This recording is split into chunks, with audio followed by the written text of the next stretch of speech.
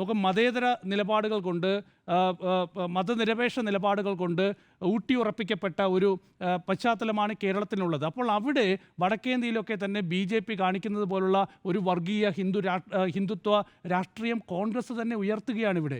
അപ്പോൾ നമുക്ക് ദേശീയ നേതൃത്വം അതിന് മൗനം പാലിക്കുകയും ചെയ്യുന്നു. രാഹുൽ ഗാന്ധിക്ക് ഒരു നിലപാട്, എന്നാൽ കേരളത്തിലെ കോൺഗ്രസിന് മറ്റൊരു നിലപാട്. ഇതാണ് ഇതിൻ്റെ ഒരു യാഥാർത്ഥ്യം എന്ന് പറയുന്നത്. ഇനി സുപ്രീം കോടതിയിലേക്ക് പോയാൽ, നാളെ സുപ്രീം കോടതി ഈ കേസ് പരിഗണിക്കാൻ പോകുന്നതിൽ എവിടെയാണ് ശബരിമല എന്നൊരു വിഷയം തന്നെ സുപ്രീം കോടതിക്ക് മുൻപാകെ ഇപ്പോൾ ഇല്ല.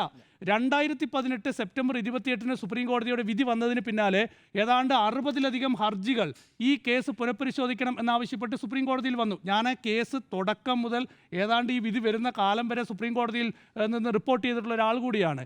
അപ്പോൾ ആ കേസിൽ വന്നിട്ടുള്ള 60-ലധികം പുനഃപരിശോധനാ ഹർജികൾ, അതിൽ പലതും രാഷ്ട്രീയ ലക്ഷ്യം വെച്ചുള്ളതായിരുന്നു. ആ ഹർജികളൊന്നും സുപ്രീം കോടതി പരിഗണിച്ചിട്ടില്ല.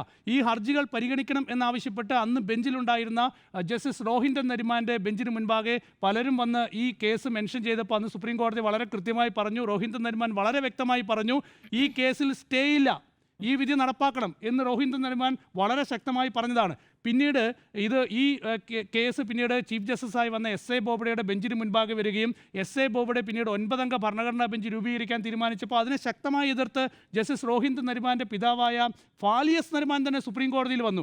രാജ്യത്തെ ഏറ്റവും വലിയ ഭരണഘടനാ വിദഗ്ധനായ അന്തരിച്ച ഫാലിയസ് നരിമാൻ സുപ്രീം കോടതിയിൽ വന്ന് ഈ ഭരണഘടനാ ബെഞ്ച് രൂപീകരിക്കാനുള്ള തീരുമാനം എന്നത് ഭരണഘടനാപരമായി ഭരണഘടനയുടെ ഏറ്റവും വലിയ ലംഘനമാണ്, ഭരണഘടനാ അവകാശങ്ങളുടെ ലംഘനമാണ്, സുപ്രീം കോടതി ചെയ്യുന്നത് ഏറ്റവും വലിയ പിഴവാണ് എന്ന് സുപ്രീം കോടതിയിൽ ഫാലിയസ് നരിമാൻ വാദിച്ചു. പക്ഷേ അത് തള്ളിക്കൊണ്ട് ജസ്റ്റിസ് SA ബോബ്ഡെ 9-അംഗ ഭരണഘടനാ ബെഞ്ച് രൂപീകരിച്ചു. ആ ഭരണഘടനാ ബെഞ്ചിൽ ഇപ്പോൾ സുപ്രീം കോടതിയിൽ അവശേഷിക്കുന്ന ഏക ജഡ്ജി എന്ന് പറയുന്നത് ഇപ്പോഴത്തെ ചീഫ് ജസ്റ്റിസ് സൂര്യകാന്തയാണ്. മറ്റെല്ലാ ജഡ്ജിമാരും സുപ്രീം കോടതിയിൽ നിന്ന് വിരമിച്ചു പോയി.